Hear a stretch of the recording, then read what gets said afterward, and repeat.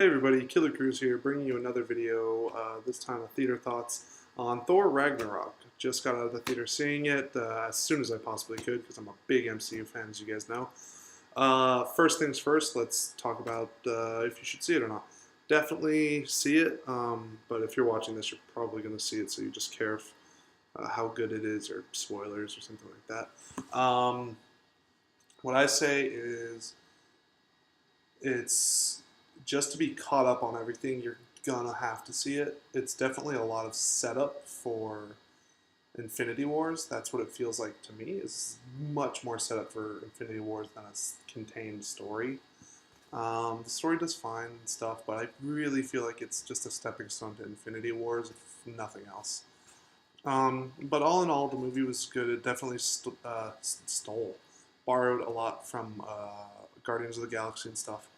But all in all, I'd say see it. See it in theaters. You could probably wait to rent this one, but you could see it in theaters if you're a big MCU fan like I am. But yeah, all in all, just see it, rent it, own it.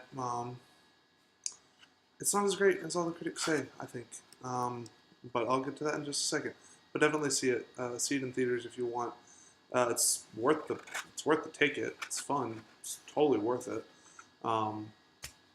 It's just not that. It was overhyped. But anyways, moving on to the spoiler part of this video. First things first, humor in this movie, fantastic. Loved it. There's a lot of adult humor, and it's just like, oh, Disney owns Marvel now. Wow, that I wouldn't have guessed that based on the humor here. Very funny.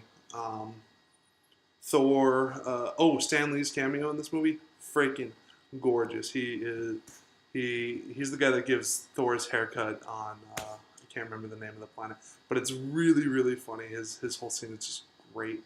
Let me see, is there any other cameos worth noting? Not really. The Tesseract makes a return, just being like, oh look, there it is. From the get-go, the idea of Ragnarok, like once they talk about Hela and how she has her powers and stuff. So this is the spoiler section, of course. Hela is Thor's sister, older sister. So her and Odin apparently conquered the Nine Realms by like conquering them, not through treaties and shit, but through like killing and shit. So that was pretty interesting. They kind of fleshed out Odin's character a little bit in this. He dies. No spoiler there. He just kind of dies for no reason, really. You don't get really much of a reason for where Hela was. Like, she was locked away, but now she's not. We don't really know where she was locked away and all that stuff. But yeah. But this movie suffers from the Marvel syndrome of it doesn't have memorable character. Or, no, it does. It doesn't.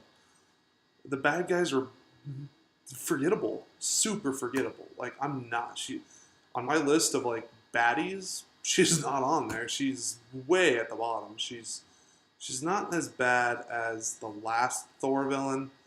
Well, Malekith. She's not as bad as Malekith. But I also feel like Crossbones had more motivation, and Crossbones was around for like 5 to 10 minutes. So take that how you will. Her motivation is justifiable. I mean, she's like, oh, Odin's dead. I'm next of kin. I get to rule. And people are like, no. She's like, bullshit. I'm going to kill you and I'm going to do it. Like, makes sense. Makes enough sense, at least. Thor, Mjolnir's gone. He's gone. She broke it. It's gone now. Loki, he kind of redeems himself, more or less. He's sort of a piece of shit in this movie still, but he is a bad guy, but he's also not a bad guy. So, it's interesting. The Hulk, though, in this movie stole the show. Loved him. You get to know more about the relationship between the Hulk and Bruce Banner, and how Banner used to feel like, oh, they were cooperative and stuff, but then like Hulk on this planet, it's the closest thing to Planet Hulk we're ever gonna get. Totally fine.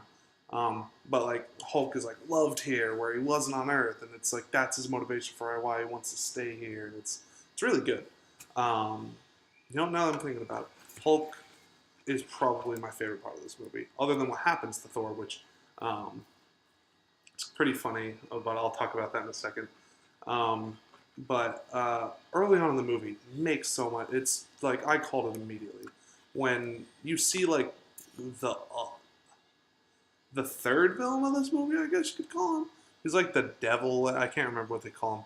Can't remember what his name is. But he tells him, "Oh, when my crown goes into the infinity fire, or what is it, infinite fire, something like that. I can't remember.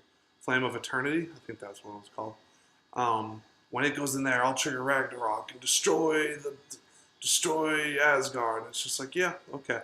And then when you find out that Hela's power comes from Asgard, it's just like, oh, if you want to kill her, you're gonna have to trigger Ragnarok and destroy Asgard and stuff. And then there's this whole thing where it's like, Asgard isn't the place, it's the people. And it's like, and by that I mean like, what you rule over are people, not the land. And to be the king of to be king of Asgard is to be king of the people and protect them and lead them, not to be king of this land. Like that's essentially what it means. So destroying Asgard is not that big a deal. Seeing the destruction of Asgard, not that big a deal. I wasn't attached to it. I didn't give two shits. But a lot of this movie was predictable. It's just like, oh, when Odin said, "This is home. Remember this beautiful place." Just like, oh, that's where the Asgard is. That's where they're gonna go. When it's just like, oh, her power comes from this. It's just like, well, destroy it with this. Just get the fucking people out of there. It's sort of what happened in Avengers 2. So why not? And then I don't know what else to say. The movie was good. A lot of guns, pretty good amount of swords and stuff too. It's a good movie. It definitely felt like it was two movies.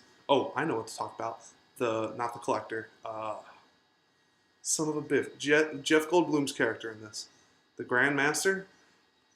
Loved him. Holy shit! Like I heard this that he steals the show in every scene. He's absolutely fucking hell. He's hilarious.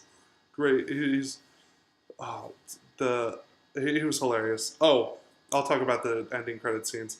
The first end credit scene was set up for Infinity War. That's all you need to know. And the second one was just Jeff Goldblum's character making a joke. Fucking hilarious. That's all you need to know. Other than that, there's nothing I can really talk about. No Infinity Stones.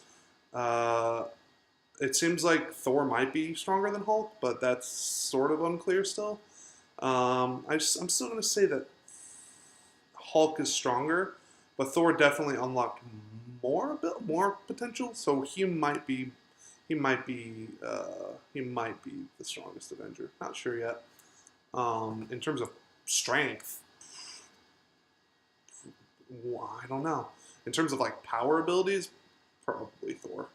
But this movie did do something that I didn't think it would do. I like Thor. Hated Thor before. I thought he was my least favorite Avenger.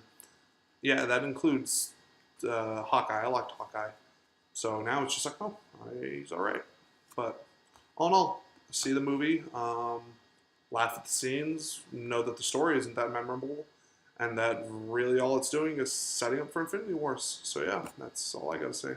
But hey guys, thanks for watching. I really appreciate it. I hope that you all have a good day. Check out some of my other videos, and as always, take it easy, everybody.